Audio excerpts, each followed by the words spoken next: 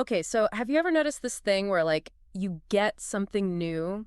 You know, it could be anything, like a new phone or a pair of shoes. Yeah. And then you kind of look around, Uh-huh. and suddenly everything else seems old. Yes.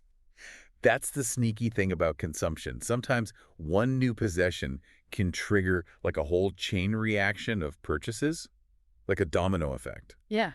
And there's a name for it. Okay. It's called the Diderot Effect. The Diderot Effect. The Diderot Effect. It's named after an 18th century French philosopher, Denis Diderot. 18th century. All right, now you've really got my attention. Oh, this one is a classic. Yeah. So picture this.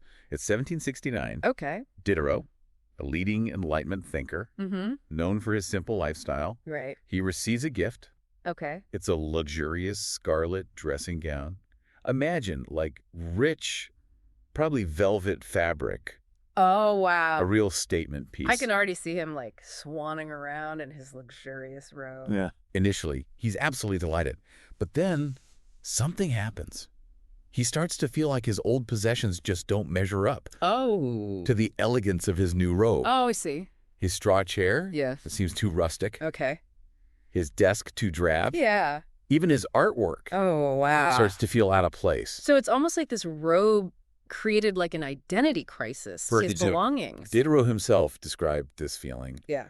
as a sense of dissonance, a need for his surroundings Right. to match the perceived status of the robe. I see. So what does he do? What does he do? He ends up replacing his furniture, Wow. his desk, Oh, my God. even his beloved prints. No way. This, my friend, is the Diderot effect in action. So he goes on a full-blown shopping spree, all because of one fancy robe. It happened? So is this Diderot effect basically just about vanity then? It's deeper than that. It's not just about wanting to look good. It's about a desire for consistency, Okay. for a sense of completeness or harmony among our possessions. I see. Think about it.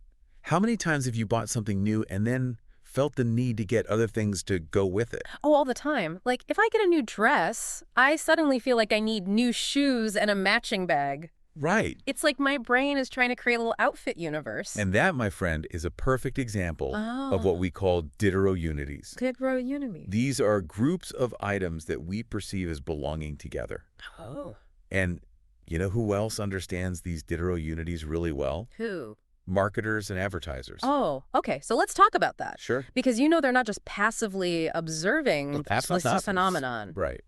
They're actively leveraging it. Okay. Think about furniture sets designed to be bought together. Right. The must-have accessories for your new car. Right.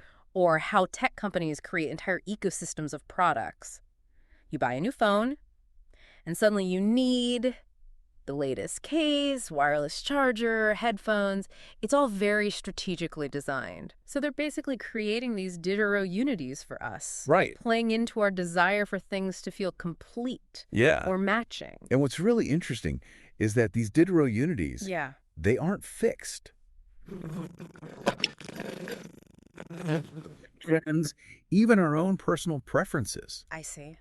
What might be a complete set for one person could be totally different for someone else. That's true. Which brings us to a crucial question. Okay.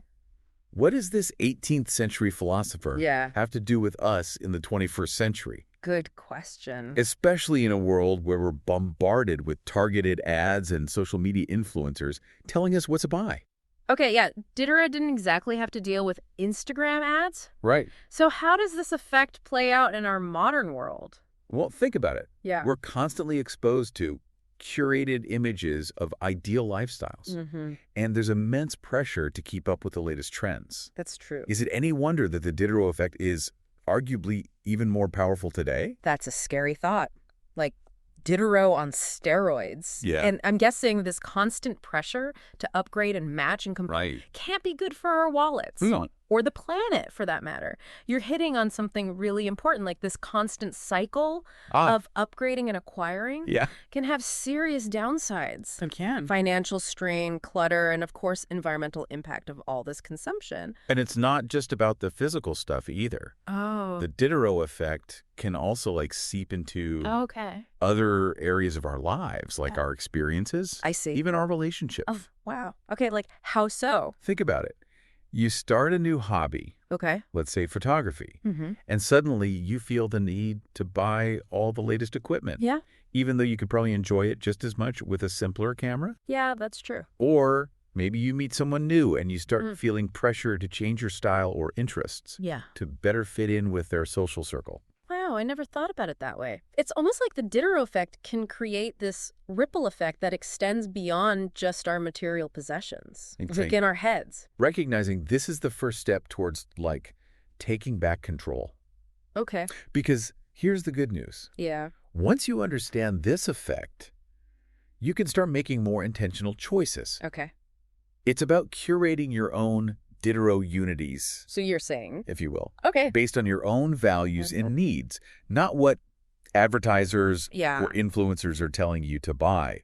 So it's not about rejecting new things Yeah, right. altogether, No. but being more mindful Yeah. of the ripple effects of our choices. Precisely.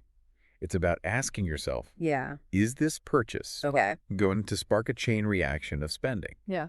Or am I truly content with what I already have? Mm-hmm. Sometimes simply rediscovering a forgotten item or repurposing something you already own can be more satisfying Right. than buying something brand new. Yeah, I love that.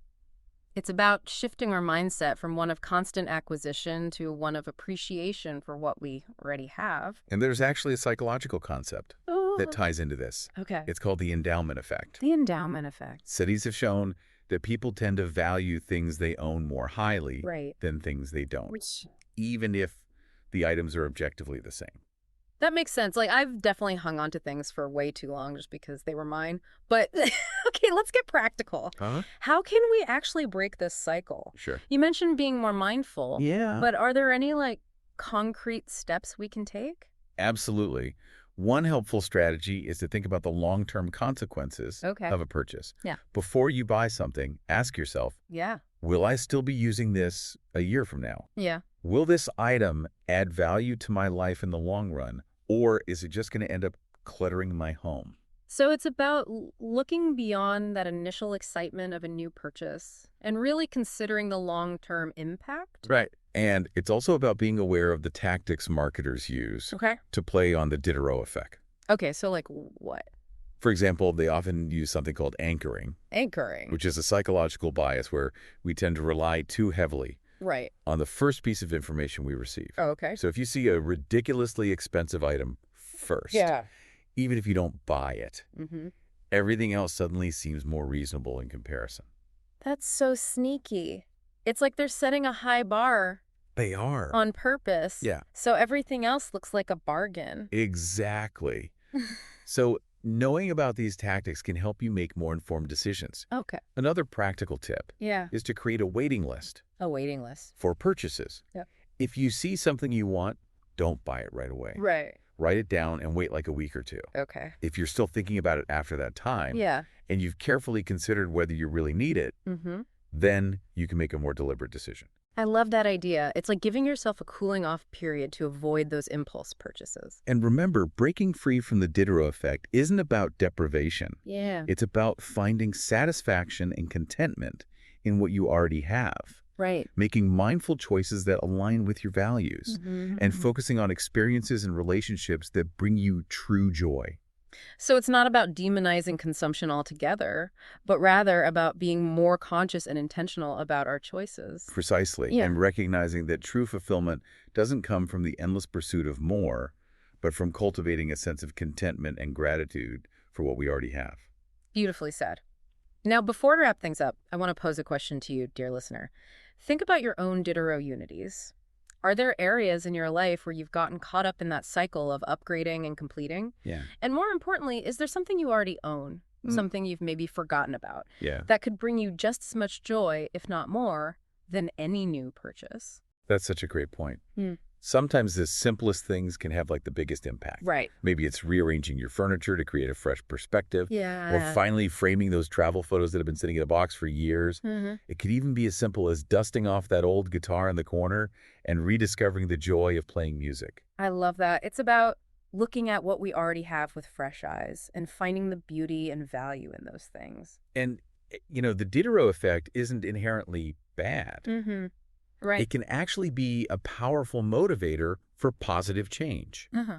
If a new gym membership inspires you to adopt a healthier lifestyle, or a new cookbook encourages you to cook more meals at home, Mm-hmm. then that cycle of consumption has led to a positive outcome. Yeah. The key is to be conscious of the effect, Right. understand its mechanisms, Mm-hmm. and make sure it's working for you, not against you. It's all about being the one in control, not Exactly. letting the cycle control us. And remember, it's a journey, not a destination. Yeah. We're all susceptible to the Diderot effect to some degree, True. but by understanding it and taking steps to counteract its influence, Uh-huh. we can create a more balanced and fulfilling relationship Right. with our possessions and experiences. This has been an incredibly eye-opening deep dive. I know I'm going to be thinking about the Diderot effect a lot more carefully from now on. Good. And hopefully you will too. Yeah. Because when we understand the forces that shape our consumption habits, we can start making choices that lead to a more fulfilling and meaningful life. Absolutely. And remember, true fulfillment doesn't come from accumulating more. Right. It comes from appreciating what we already have Yes. and making conscious choices that align with our values. Thanks for joining us on this journey into the world of the Diderot effect. Until next time, remember, knowledge is power, and mindful consumption is key. See you next time.